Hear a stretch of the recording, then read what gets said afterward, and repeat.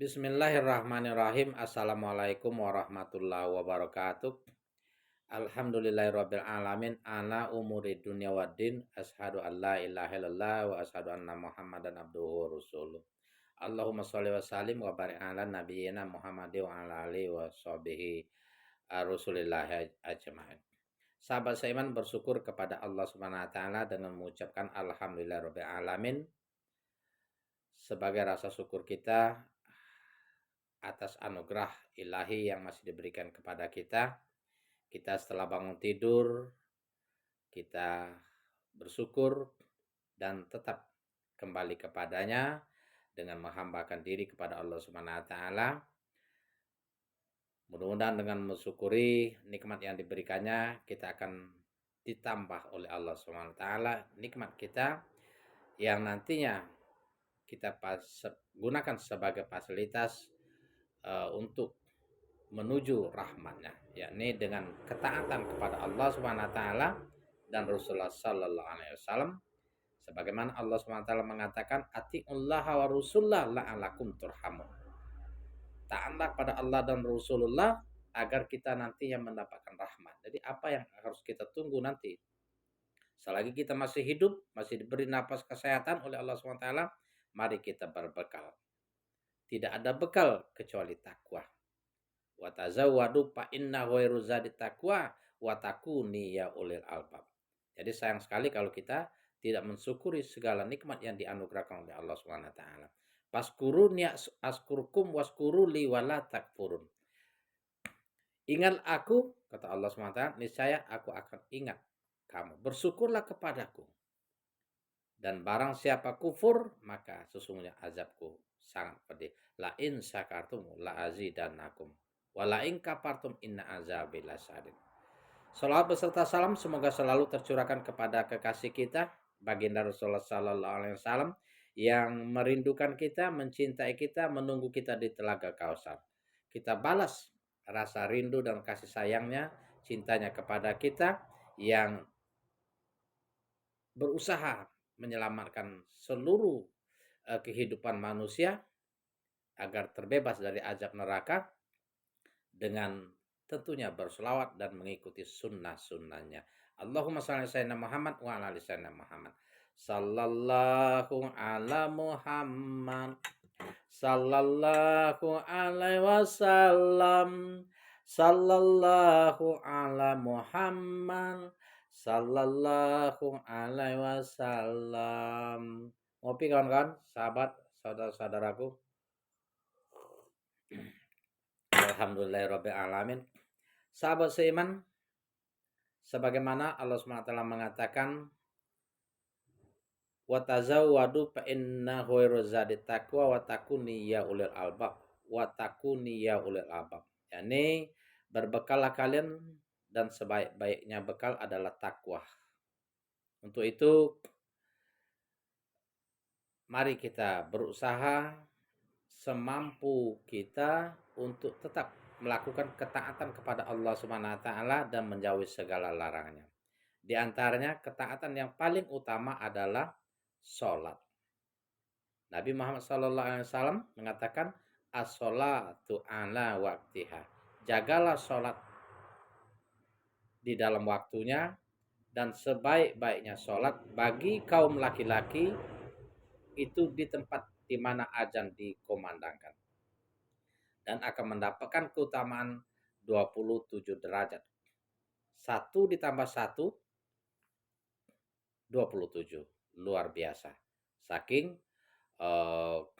Nabi Muhammad SAW menghendaki agar kita ini sholat berjamaah ketimbang kita sholat sendiri di rumah. Sahabat seiman,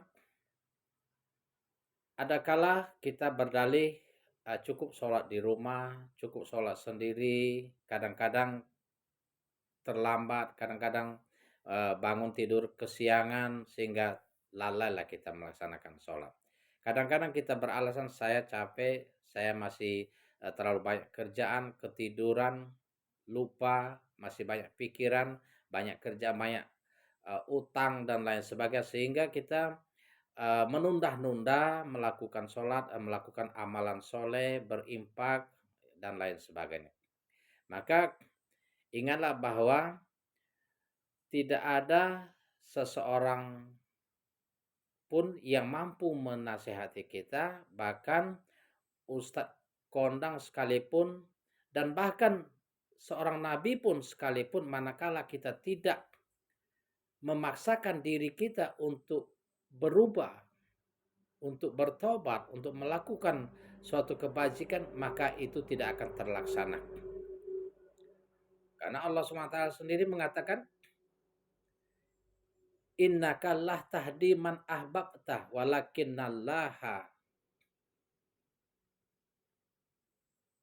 ya'lamu bil muhtadin.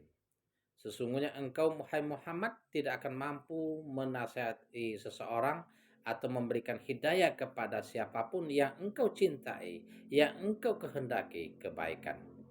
Karena hanya hidayah itu milik Allah. Kenapa milik Allah? Karena Allah SWT mengetahui seseorang itu mau menerima hidayah, petunjuk dari Allah SWT atau tidak. Jadi mari kita sadari firman Allah SWT yang satu ini, bahwa hidayah itu tergantung dengan kita.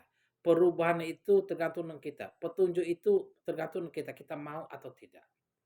Beribadah itu kita mau atau tidak. Itu pilihan. Kita yang memilih. Kita yang melangkah. Kita yang bergerak. Pikirkanlah kehidupan sesudah kematian. Jangan nanti kita menghadapi penyesalan yang berlapis-lapis. Karena atas dasar pilihan kita sendiri. Allah SWT mengatakan, hatta iza ahadakumul maut qala rubbir ji'un. Ketika kita meninggal atau maut datang menimpa kita, kita akan mengatakan pada Allah SWT, ya Allah, ya Tuhan kami, kembalikanlah kami ke dunia. Wala'alli a'lamu solehan. Agar kami dapat melakukan amalan-amalan soleh. Agar kami dapat beribadah kepadamu ya Allah. Agar kami bisa berimpak ya Allah. Agar kami bisa tolong menolong ya Allah. Agar kami bisa melakukan kebajikan ya Allah SWT. Akan tetapi ini barang mustahil. Kita akan dihidupkan kembali. Penyesalan memang di hari kemudian. Wala yu'akhirullahu nafsan iza ja'a ajaluha wallahu khubirum bima ta'malun.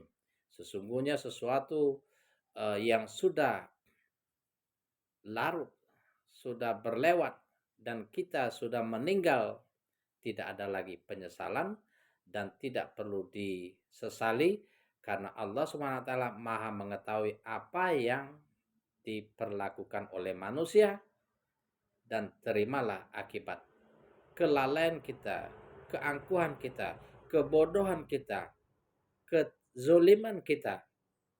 Mari dalam waktu yang singkat ini, tidak banyak yang dapat kita jelaskan, namun bagi kita yang mau menerima hidayah dan petunjuk, kita sendiri yang berpikir positif secara cerdas, karena orang cerdas, kata Nabi, orang yang banyak mengingat kematian dan mempersiapkan diri guna bekal menghadapi kehidupan sesudah kematian. Demikian, lebih dan kurang, mohon maaf atas segala kekurangannya. Assalamualaikum warahmatullahi wabarakatuh.